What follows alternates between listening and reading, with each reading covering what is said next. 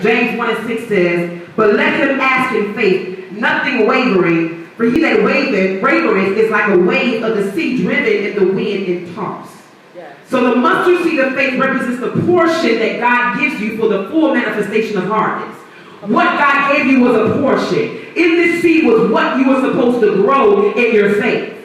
So if it was a church, that seed had the church in it. But it didn't say have a slight agreement or a slight faith with the growth of the church. It said have complete resolve in what God is trying to produce. That mustard seed goes in the ground and is planted and watered, and then when it's watered, it grows into full maturation. Come on. A mustard seed of faith is not partial faith. It's a power-packed seed.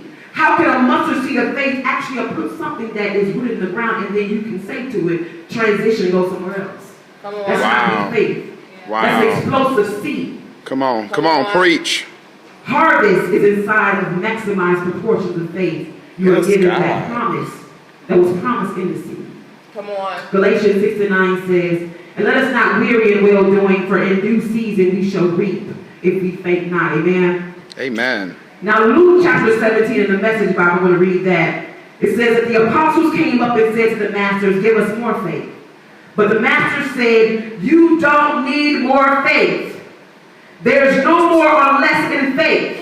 If you have a bare kernel of faith, say to this size of a poppy seed, you can say to this sycamore tree, go jump in the lake, and it would.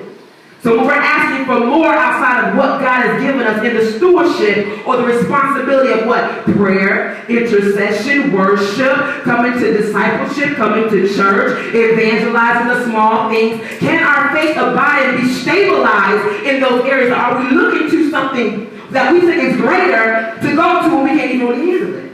Come on. Which is why